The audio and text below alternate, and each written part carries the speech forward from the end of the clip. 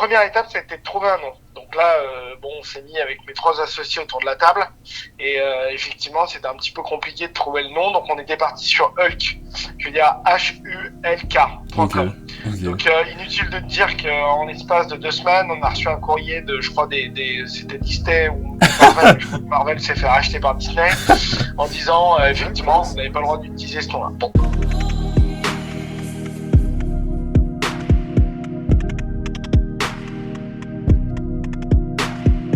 Bonjour à toutes et à tous, je suis Eddy et vous écoutez un nouvel épisode du Brand Podcast. Aujourd'hui on se retrouve pour un épisode très spécial comme d'habitude puisqu'on continue à avancer dans la saison. On est déjà à la seconde partie de cette saison 2 et on continue à explorer des secteurs toujours plus variés les uns que les autres après avoir exploré la santé un peu plus avec les voyages la dernière fois. Aujourd'hui on va s'attaquer à un secteur encore un peu plus différent, mais bon, je laisserai notre invité vous en parler pour vous présenter un petit peu le podcast pour toutes les personnes qui découvriraient l'émission dès aujourd'hui. Le Brand Podcast est une émission qui a pour but de vous aider, vous, CMO, CEO, marketeurs ou tout simplement curieux, à créer les marques fortes de demain, des marques qui soient adaptées au code du digital. Sans plus tarder, Thomas, je te laisse te présenter. Merci Eddy.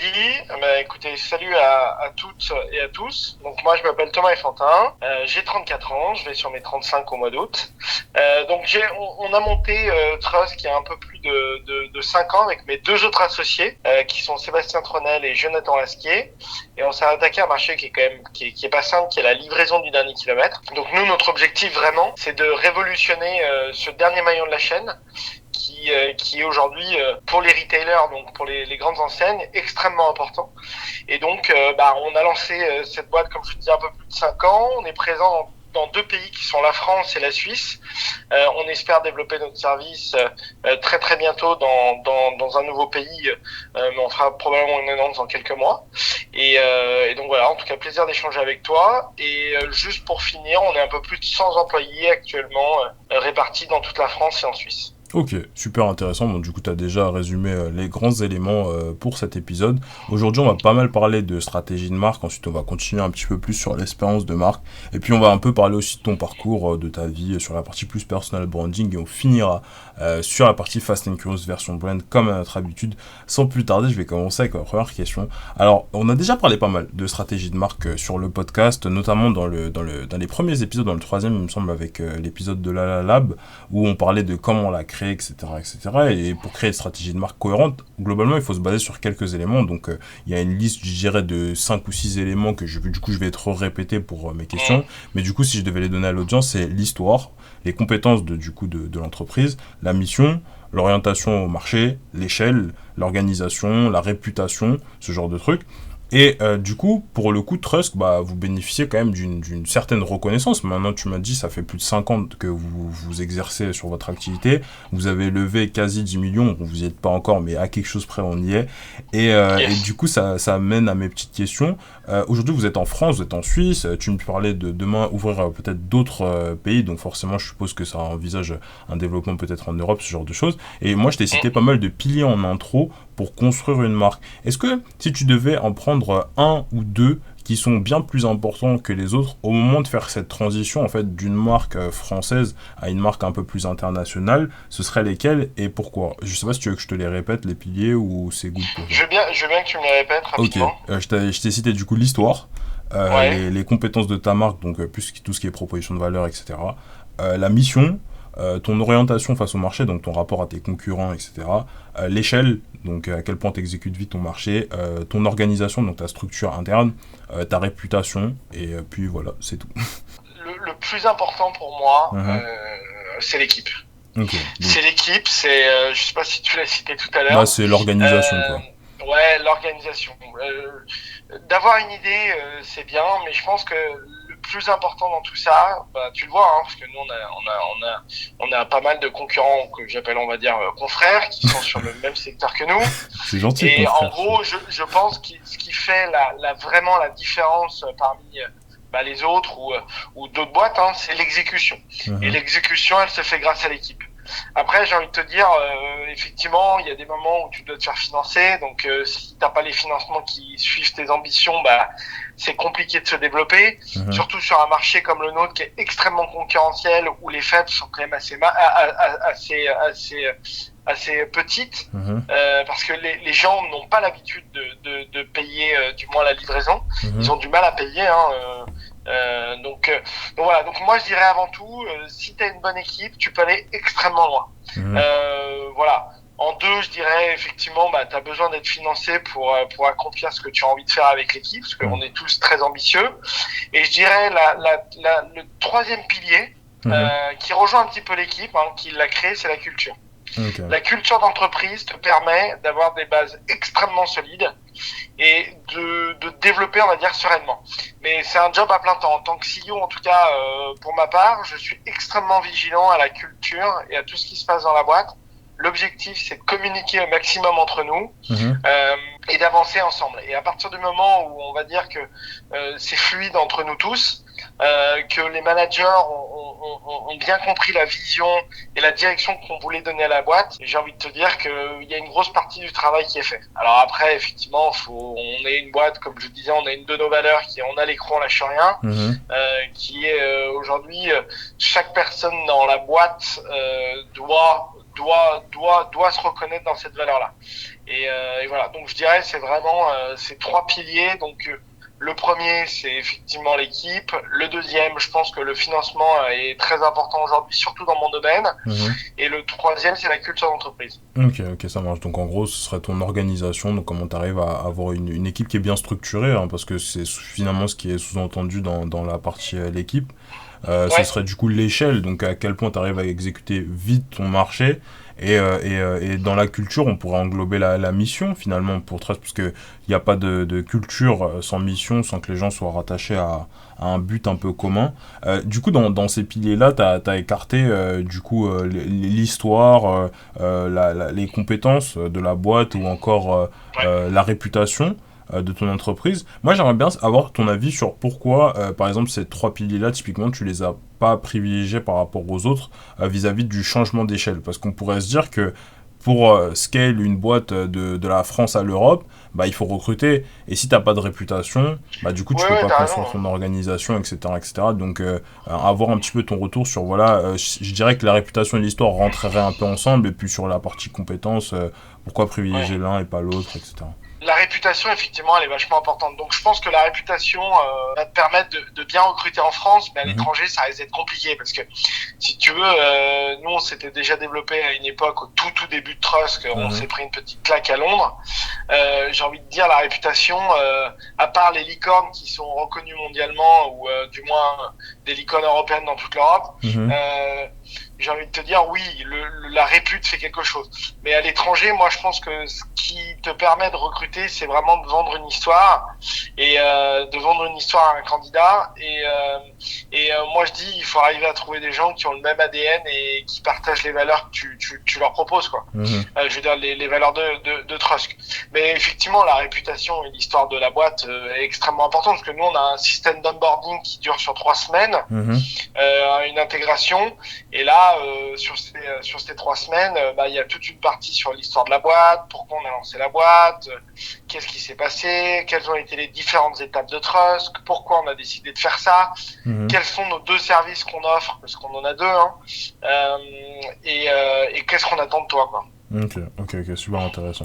Il y a un thème dont on n'a pas encore trop parlé sur le podcast, c'est l'audit de marque interne. On a pas mal parlé d'audit dans l'épisode avec Story for Brand, pour ceux qui écoutent le podcast maintenant, où en fait on parlait de la partie agence, de comment est-ce que les agences arrivent à créer des marques pour des clients, etc.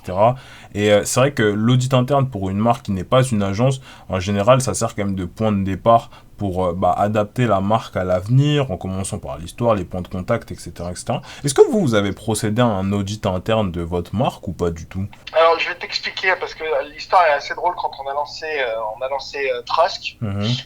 Alors, pour moi, c'était très très important d'avoir une consonance, on va dire un peu anglophone, parce qu'on Mhm. avait toujours l'objectif de se développer en dehors de la France assez rapidement, d'avoir un mot assez court et de surtout avoir un point com. Donc si je peux te raconter rapidement l'histoire de comment ça s'est passé, donc c'était assez drôle. La première étape, c'était de trouver un nom. Donc là, on s'est mis avec mes 3 associés autour de la table et effectivement, c'était un petit peu compliqué de trouver le nom, donc on était parti sur Hulk.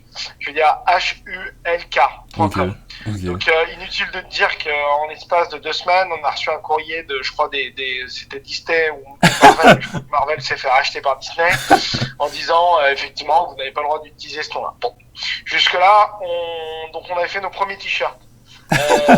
Après, on décide donc de bien sûr de changer de trouver un autre nom. Attends, je te coupe 2 secondes, mais il y en a aucun de vous qui avait regardé les films, enfin. Si, mais si tu veux, on avait vu que effectivement, le .com était disponible. Ok. Voilà, et donc, mais oui, tu vas me dire parfois au début, je sais pas pourquoi on l'a pas découvert au début, mais bon, ça fait partie du truc. Voilà. Vas-y. Après, on est parti sur Husk, donc HUSK. Qui veut dire un petit peu gros bras en anglais. Okay. Et donc là pareil, on envoie des t-shirts, on se dit c'est parti, notre nouvelle marque. Et là on a un de nos potes qui nous dit mais attendez Husk, vous savez ce que ça veut dire en dictionnaire, je veux dire en langage urbain en Angleterre, ça veut dire se faire fister. Ah bah donc à partir de ce moment-là, inutile de dire qu'on a voulu tout de suite changer de nom. Voilà. Et donc après, on est parti sur Truck. TREUCK. Okay. .com. Donc il fallait toujours trouver un .com. Donc c'était toujours un petit peu compliqué. Bon, on commence avec ce nom-là. Et en effet, en discutant avec un client, moi je fais une erreur de prononciation et je prononce le mot Trusk. Okay.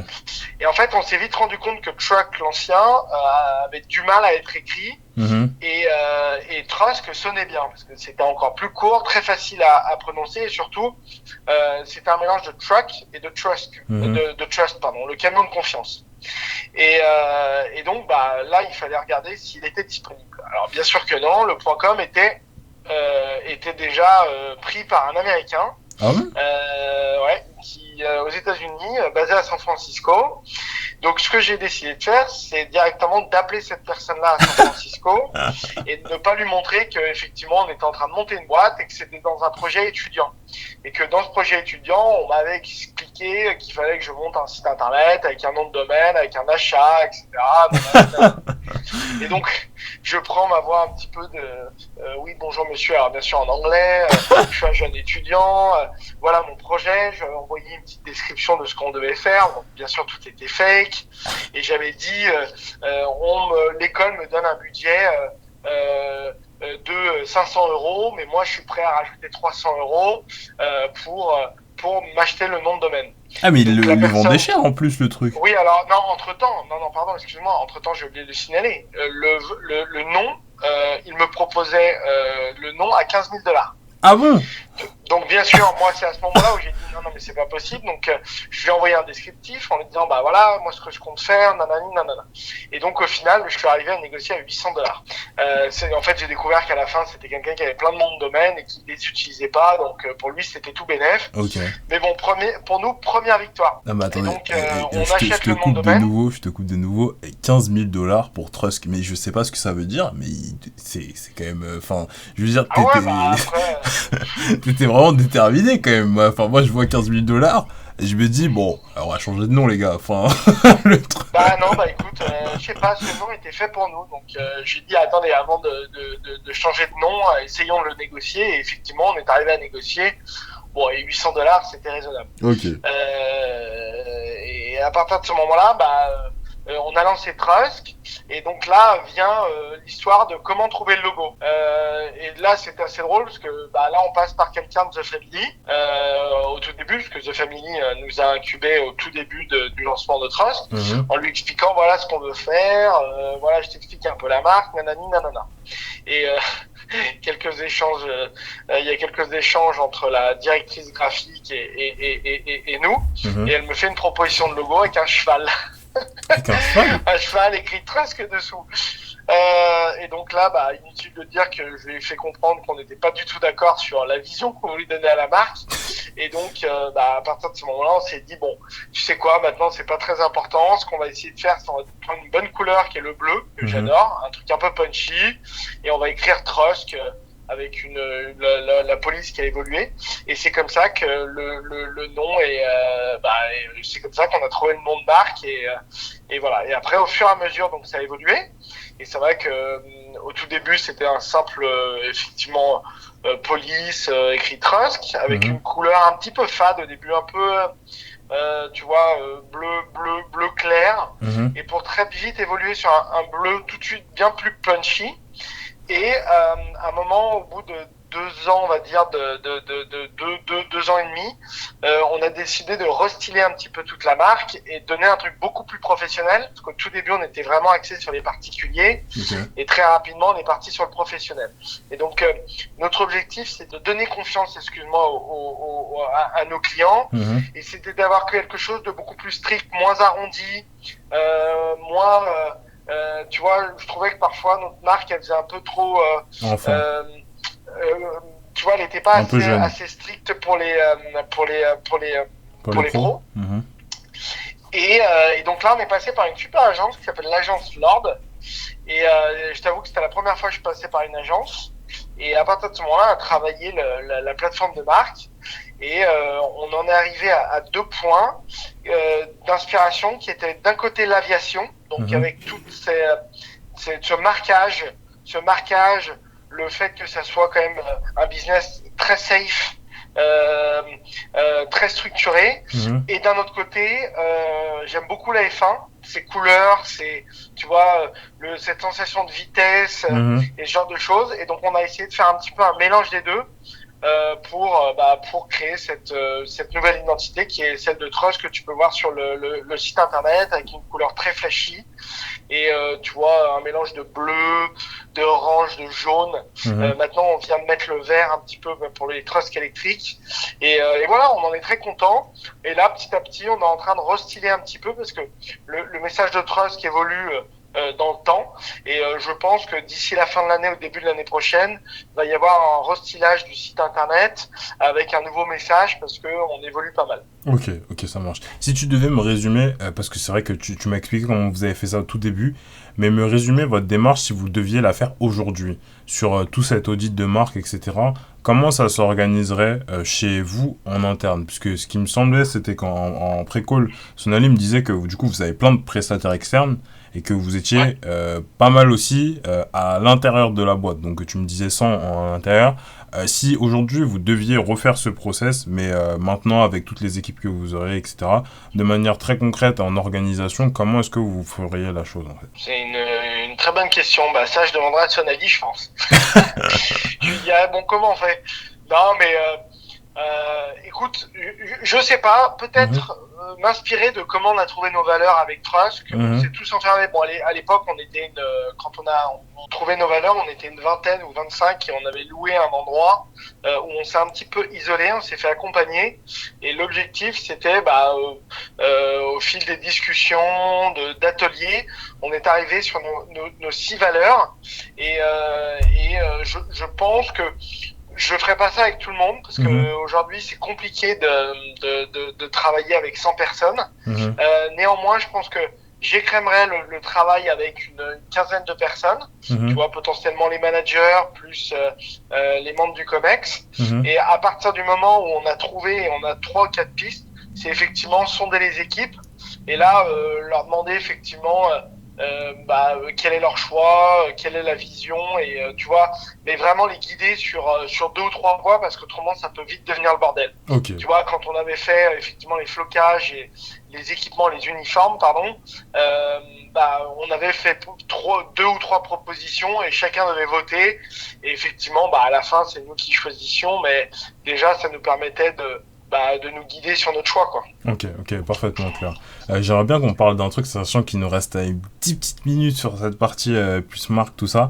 C'est Ouais, sur cette partie plus Trust Academy. Dans l'épisode avec Luco, on a pas mal parlé d'un concept qui s'appelle le cadre de référence. En fait, c'est ouais, l'idée que quand je te dis un certain mot, tu vas y affilier une certaine perception en fonction de ce que tu as dans ton esprit. Donc si je te dis iPhone, tu vas penser par exemple qu'à quelque chose d'esthétique. Et moi, si très je pense cher. logique... oui, c'est vrai aussi. Si je pense logistique, la première chose qui me vient en tête, c'est le fait qu'il y a pas mal de galères, de gens pas contents, Le bordel. etc. Et du coup, vous avez essayé de contrer ça justement en créant la Trust Academy. Tu l'as un petit peu présenté Ouais. au début de l'épisode, donc en se positionnant un peu plus comme étant un gage de qualité. Dans les faits, moi je trouve que le concept il est ultra sympa, etc. Mais ça reste quand même un label que vous, en fait, vous avez créé vous-même pour juger de la qualité de votre propre service, tu vois. Et du coup, Ouais. moi je me demande comment est-ce que tu fais pour rendre une certification que tu as créée toi-même crédible auprès d'acteurs externes, tu vois? Parce que si je te reprends mon exemple, si demain, moi, je vendais, je sais pas, une formation sur comment faire des podcasts et que je disais qu'il fallait passer par la Brand Podcast Academy, finalement, je te délivre un certificat, il est joli, il est beau, il est bleu, je te mets un Ouais, tampon ouais, je dessus et tout, comprends. je le signe, mais c'est un certificat pour valider des compétences que moi-même je me suis auto-attribué. Donc, je sais pas Ouais, ouais. comment vous avez fait, est-ce que tu pourrais me dire un peu plus? En fait, déjà, la première chose, c'est que bon, on délivre pas une certification qui est Mhm, reconnue ou quoi que ce soit. C'est vraiment là-dessus, je dirais, c'est qu'on a packagé le truc pour que ça donne envie de le faire. mhm, Et nous, les résultats sont bluffants parce que le fait qu'on ait lancé depuis que justement cette Trust Academy a énormément évolué, mhm. notre taux de listige reste extrêmement faible. Et la qualité de la prestation des sous-traitants qu'on sélectionne est très très bon.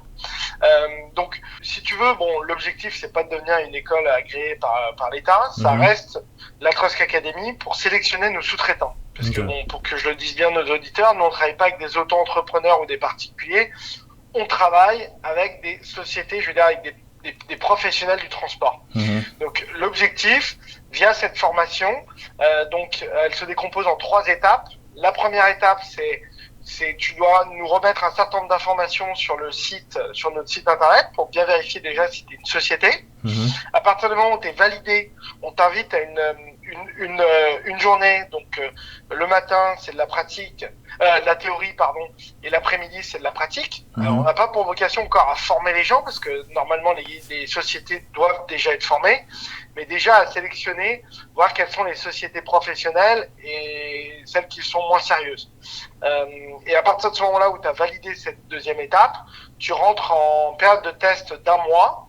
Et dans cette période de test d'1 mois, le seul moyen de devenir officiellement Trusker, c'est d'avoir une note de 9 sur 10 sur la globalité de tes courses. Et Mhm. à partir du moment où c'est validé, tu deviens officiellement Trusker. Et là, l'objectif, par cette Trusker Academy, c'est que tu aies aussi ce sentiment d'appartenance. Ce ne sont pas nos salariés, ce sont nos sous-traitants. Mhm. Comme je disais, c'est un métier qui est déjà très difficile. Mhm. Moi, pour l'avoir fait plusieurs fois, être livreur, etc., parce qu'au début, quand on a lancé Trust, on était dans les camions. Là, aujourd'hui, on fait des vies ma vie quasiment tous les 3 mois, où l'obligation de chaque personne d'aller dans des camions. Donc, je m'en rends compte à quel point c'est difficile. Et moi, l'objectif, notamment avec Trust, c'est de donner ce sentiment d'appartenance et montrer aux Trusters qu'on essaie de prendre au maximum soin de ces sociétés-là. Et donc, ça passe aussi par l'image de marque, parce que moi, ce que je me suis rendu compte quand je suis arrivé, ne connaissant strictement rien à la logistique, à la livraison des kilomètres, je me suis rendu compte d'un truc, c'est qu'il n'y a pas je veux dire, il n'y a pas un transporteur aujourd'hui qui, pour moi, hormis les boîtes américaines, qui ont investi vraiment sur une image de marque. Et donc, à partir de ce moment-là, nous, on a investi.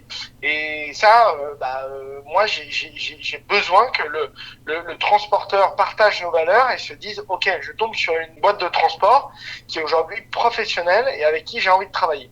Donc, on essaye de passer par tout le processus là. Et pendant la Trust Academy, on raconte aussi l'histoire, comment on en est arrivé là, pourquoi on fait ça, quels sont les avantages de travailler avec nous. Et donc voilà, mais c'est devenu un bon atout d'attrait de société. Mais bon, aujourd'hui, on en est très content, mais elle évolue au fur et à mesure. Je dis pas qu'on a fait des erreurs, mais elle évolue au fur et à mesure. Là, il y a une nouvelle version de la Trust Academy qui va sortir fin de l'année, pardon. Mhm. Et donc voilà, donc c'est une bonne vitrine pour nous vis-à-vis des transporteurs aussi. Ok, est-ce que du coup, je vais retourner ma question dans un autre sens. Est-ce que tu pourrais nous expliquer qu'est-ce que tu pitches aux premiers transporteurs? Comment tu leur vends la Trust Academy au tout début quand il y a personne qui est encore passé dans le process, etc. Et une autre question, au niveau de la Trust Academy, tu disais qu'il fallait valider avec une note de 9 sur 10. Vous connaissez un peu vos taux de sélectivité? Enfin, est-ce que du coup tout le monde valide le process? Est-ce que vous cassez la moitié des candidats? Enfin, comment ça s'organise? Bon, moi, je t'avoue que c'est plus moi qui présente la société aux sociétés de transport. Mhm. Mais bon, ce que je leur dis que nous, on est ce que j'utilise souvent, du moins aux équipes, etc., c'est que on est le nouveau porte-drapeau de cette nouvelle génération de transporteurs. Mhm. En gros, on est là vraiment pour donner un vent d'air frais sur ce secteur qui n'a pas évolué depuis plusieurs décennies. Mhm. Et donc aujourd'hui, nous sommes cet acteur du changement. Et donc, on leur explique que s'ils veulent effectivement travailler avec nous, ils sont les bienvenus. Et je leur explique tout simplement que voilà, nous on est une société jeune, on est une société dynamique, qu'on a envie de bousculer les codes. Et s'ils partagent ces valeurs-là, vous êtes la bienvenue. Voilà, tout simplement. Mais après, il faudrait que tu participes à une Trust Academy, comme ça tu verras par toi-même. Non, mais voilà, j'ai pas l'intro de la Trust Academy en tête. Mhm. Mais en tout cas, quand je parle à des transporteurs, effectivement, qui travaillent avec nous depuis plusieurs années, ils se rendent compte que il y a une grosse différence entre le mindset d'un trust ou le mindset d'un traditionnel. Et on essaie de porter énormément d'attention sur la qualité de service qu'on leur propose et voilà, parce que c'est un métier qui est pas facile. Ok, ça marche. Et du coup, sur vos taux de sélectivité, t'as des insights par rapport à ça ou pas du tout? De quoi, pardon? Sur vos taux de sélectivité. Enfin, tu disais qu'il faut que les truskers ils aient une note de 9 sur 10. Est-ce qu'il y a des truskers qui ont peur de rater, par exemple, l'examen? Franchement, je peux pas te dire. Ok. Je peux pas te dire. Nous, c'est très important aussi. L'objectif, c'est de sélectionner nos truskers en fonction de la demande. Mhm. C'est pas d'avoir je te donne un exemple qui est très simple. C'est pas d'avoir 10 courses pour 100 truskers. Ok. C'est plus d'avoir 200 courses pour 100 truskers, tu vois, au minimum. Ok. Donc même je crois qu'aujourd'hui tu vois, c'est plus le quota, c'est 100 truskers pour 600 courses. Ok. Donc en général, le trusker prend entre 5 et 6 courses par jour, entre 4 et 6 courses par jour. Mon objectif, c'est que ces sociétés deviennent, ils trouvent leur compte et voilà. Mais c'est après, il y a pas, à partir du moment où je te dirais sur 100 boîtes qui vont arriver sur la période de test, je dirais qu'il y a peut-être 30% à 40% d'échecs. Ah ouais, quand même, hein. Bon, Ouais, mais parce qu'on est extrêmement exigeant. Ok, ça marche. On est très très exigeant. Ça veut dire qu'en fonction des périodes aussi, vous prenez volontairement moins de personnes parce qu'il y a moins de demandes, forcément. Ouais, voilà, parce que bon, après, je t'avoue que c'est rare du jour au lendemain que le flux explose. Mhm. Donc, comme on a un process qui est un process qui fonctionne bien aujourd'hui, on est capable d'activer des truskers parce qu'on a toujours une flotte de réserve. Mhm. Donc, quand effectivement on n'a plus assez de courses, quand on onboard des truskers, on les met dans la flotte de réserve. Donc, à partir du moment où le flux augmente, là, on active au fur et à mesure notre flotte de réserve.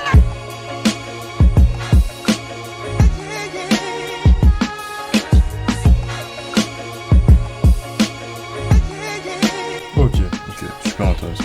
Bon du coup on est déjà quasiment à 30 minutes d'entretien et on va passer à la partie personal branding non plus. Sur ta vie, avant de co-créer Trusk, je vois que tu as aussi co-créé une boîte qui s'appelait WeSquare. Et si j'en crois ton LinkedIn, c'était un service de stockage sur mesure dédié aux citadins et professionnels, leur permettant de libérer de l'espace chez eux et ou au bureau. Et du coup, c'était finalement un business aussi assez similaire à ce que vous faites aujourd'hui. Moi, j'aimerais bien savoir qu'est-ce qui t'a donné envie de faire la transition entre WeSquare et Trusk, en fait. Déjà, c'est ma 4e boîte, parce que moi, je suis parti vivre avant à Dubaï, où j'étais distributeur d'une grosse enseigne dans le médical. Pendant 3 ans et demi que j'ai revendu à la maison mère qui s'est installée. Ensuite, je suis parti vivre en Côte d'Ivoire où là j'ai fait du négoce de noix de cajou avec un associé, où là j'allais pas convaincre les paysans ivoiriens de me vendre leur cargaison de noix de cajou pour ensuite les revendre aux Indiens. Bon, donc c'était c'est une expérience très enrichissante, mais très compliquée aussi. Et ensuite, je suis rentré à Paris parce qu'effectivement, j'ai vu que l'écosystème startup était vraiment en train d'exploser. Et je me suis dit, mais attends, faut que moi aussi, je vais saisir ma chance. Et c'est avec Sébastien, donc un de mes avec mes associés d'aujourd'hui, avec qui on a fondé Trust. WeSquare, pardon. Et donc là, WeSquare, comment on est arrivé à changer d'idée, c'est qu'en fait, au bout de 6 mois, on s'est rendu compte que le marché du stockage, en tout cas de ce qu'on proposait, donc de proposer des box chez les gens et les gens pouvaient remplir de ce qu'ils voulaient à l'intérieur et non les stocker, était un petit marché. Et on s'est vite rendu compte qu'on allait atteindre un plafond de verre et que c'était pas un marché assez ambitieux pour nous. Et je t'avoue quasiment du jour au lendemain, au bout de 6 mois, on a pris les décisions de partir sur une autre activité qui était celle du transport. Effectivement, via un investisseur qui nous a convaincus en gros de changer d'activité, ce qu'on a fait. Et le début de Trust, c'était assez drôle, mais l'objectif c'est qu'on avait un camion à l'époque parce qu'on avait acheté avec WeSquare, et au tout début c'était de se dire ok, il faut qu'avec on va pas investir sur de la tech, on va faire quelque chose de très simple, landing page, on transporte tout ce que vous voulez à moindre prix, je me rappelle plus, c'était ça à peu près la tagline, et je me rappellerai, c'est comment trouver nos premiers clients. Donc au début on était très axé B2C, donc nous on a pris notre téléphone et on n'est pas allé chercher très loin, on a commencé à contacter les clients du Bon Coin qui vendaient tout ce qu'ils vendaient en volumineux, donc tables, chaises, armoires, etc. On leur disait on les appelait en direct ou on leur envoyait un SMS en disant on est une jeune société de transport, on vous propose un super service de très bonne qualité, est-ce que vous êtes intéressé, nanani nanana. Et en fait au bout de 2 ou 3 semaines on a tellement appelé de gens qu'on a eu pas mal de demandes. Et donc c'est là où on a vraiment lancé officiellement Trust et on a pu lever nos premiers 500 000 euros, ce qui nous ont permis de nous structurer. Et après on est parti, effectivement c'est là où on a dû faire un choix important, c'est qu'il fallait qu'on fasse un choix entre le B2C ou le B2B2C. Et c'est là où on a décidé de partir sur le B2B2C, donc devenir le partenaire de confiance dans la livraison du dernier kilomètre pour tous les retailers comme Ikea, Leroy Merlin, Casto, Alinea et un certain d'autres. On a plus de 400 clients aujourd'hui qui fonctionnent avec nous pour transporter tout ce qui est plus de 30 kilos. Ok, super intéressant. Franchement, c'est une belle transition. Et en vrai, je pense que la conversation au moment de cette transition a dû être probablement exceptionnelle, parce que tu me dis que vous avez changé du jour au lendemain, mais pour se rendre compte déjà que le marché est trop petit, alors qu'on n'a pas encore exécuté le marché jusqu'à maturité, faut quand même avoir une sacrée conversation, tu vois.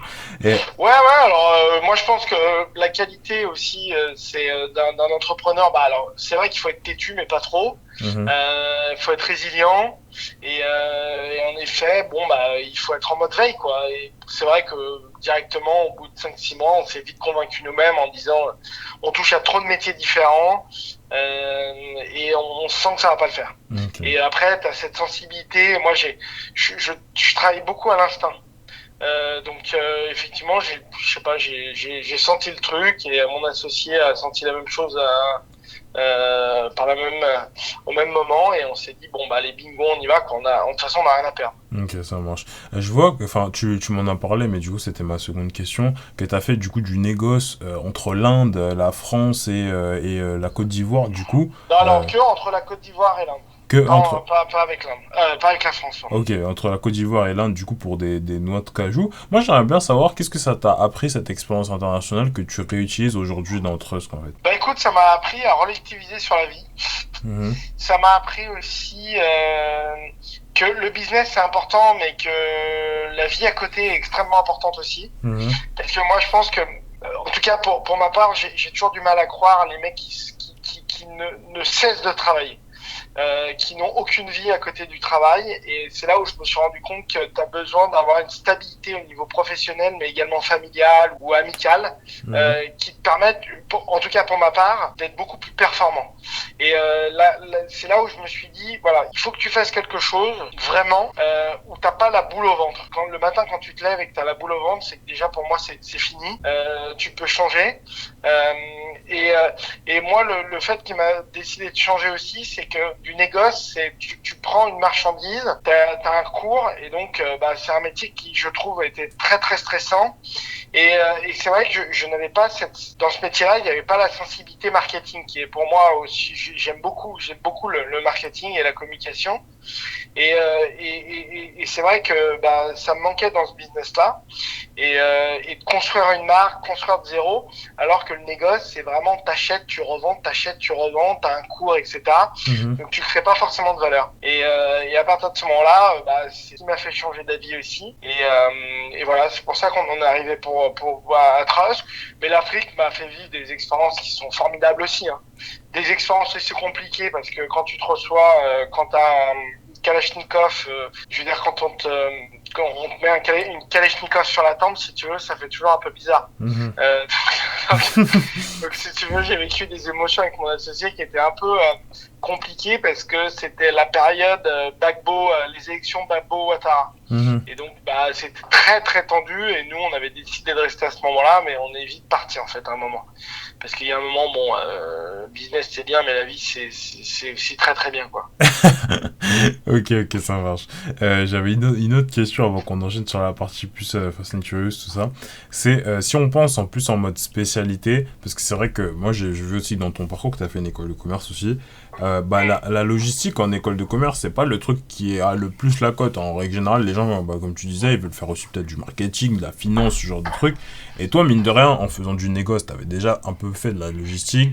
Tu me disais à Dubaï que tu bossais pour un revendeur, il me semble. Du coup, non, j'étais revendeur.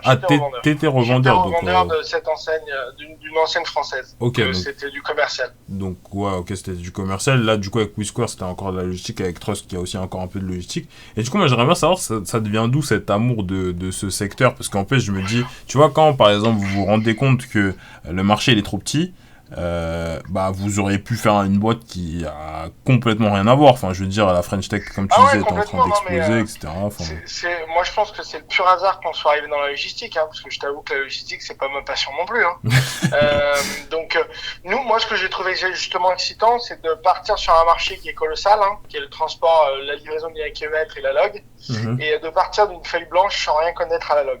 Et effectivement, si tu regardes mon équipe aujourd'hui, personne n'est spécialisé dans la logistique. Donc bien sûr on le devient, hein, parce que quand ça fait 5 ans que tu es là-dedans, tu commences à bien comprendre. Mais tu vois, on a gagné un énorme appel d'offres il y a de ça 2 ans qui a vraiment changé la stratégie de la boîte. Et en fait, on n'y connaissait strictement rien face à des cadres de la logistique. Et en fait, on est parti d'une feuille blanche, ce qui nous a permis d'avoir des nouvelles idées, de proposer quelque chose de nouveau, et ça nous a permis de gagner. Et en fait, je te dis, c'est vraiment l'envie et la motivation qui font qu'on réussit au fur et à mesure, quoi. Mais on n'est pas du tout spécialisé dans la logistique. Maintenant, comme je disais, oui, mais au début, pas du tout. Ok, ça marche. Avant que je passe sur la partie Fast and Curious version bonne, j'avais une dernière question.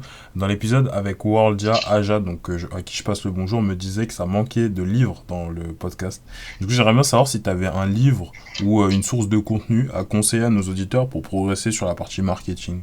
La partie marketing, alors je t'avoue que j'ai pas lu de bouquin sur le sujet de market.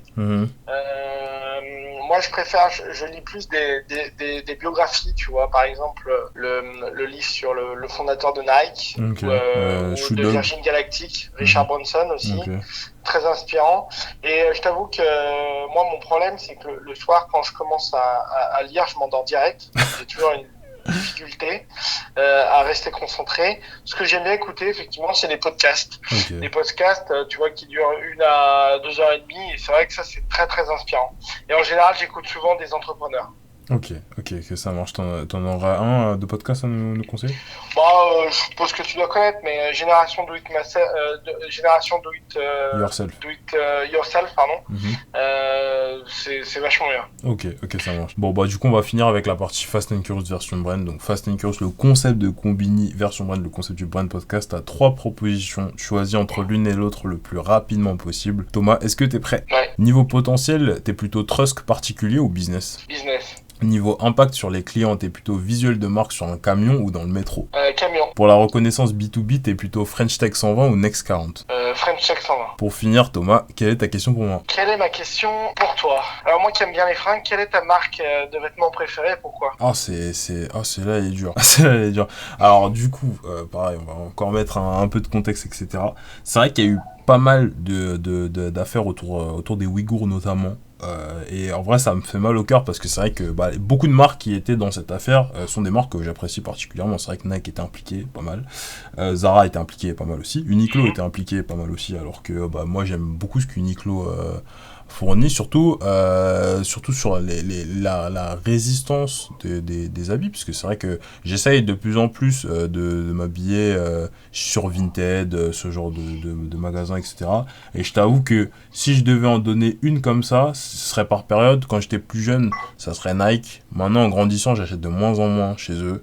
Maintenant, je dirais plus Uniqlo. Après, il y a toujours le truc du...